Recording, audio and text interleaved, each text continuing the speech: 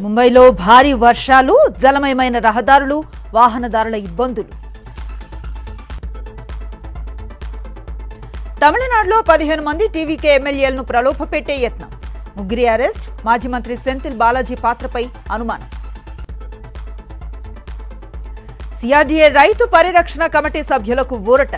SC, ST case నమోదైన వైఎస్ఆర్సీపీ నేతలను arrest చేయొద్దన్న AP high court.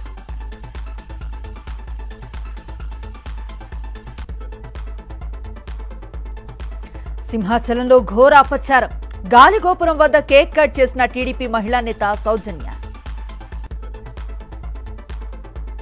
CM, deputy CM పచ్చి అబద్దాలు చెప్తున్నారు. పనిగట్టుకుని గత ప్రభుత్వంపై తప్పుడు ప్రచారం చేస్తున్నారన్న కేటీఆర్. అన్నదాతలకు బకాయి పడ్డ రైతు భరోసా నిధులు ఎప్పుడిస్తారు? సీఎం రేవంత్ రెడ్డిని నిలదీసిన మహేశ్వర్ రెడ్డి. విశాఖలో బీచ్ షాక్స్ ఏర్పాటుకు వ్యతిరేకంగా వైఎస్ఆర్సీపీ నేతల నిరసన. పల్లా శ్రీనివాసరావు కూల్ డ్రింక్స్ కంటే బీర్ బెటర్ అని మాట్లాడటంపై ఆగ్రహం. ఏపీ పీసెట్ ఫలితాలు విడుదల. ఇంజనీరింగ్లో 1,82,000, అగ్రికల్చర్, ఫార్మసీలో 63,000 మంది qualify.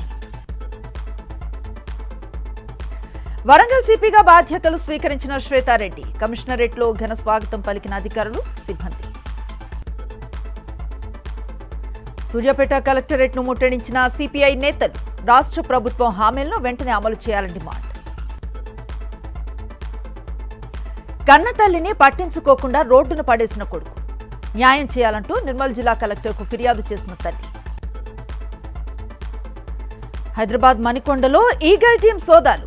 Smuggler arrest, hash oil seize. కేంద్ర కేబినెట్ కీలక నిర్ణయం. 14,000 కోట్లతో జాతీయ రహదారులకు ఢిల్లీలో 6 లేన్లలో టన్నెల్ నిర్మాణానికి ఆమోదం. సింధు జలాల వివాదాన్ని తీవ్రతరం చేస్తున్న పాక్. అణ్వాయుధం గురించి మాట్లాడిన బిలావల్ భుట్టో.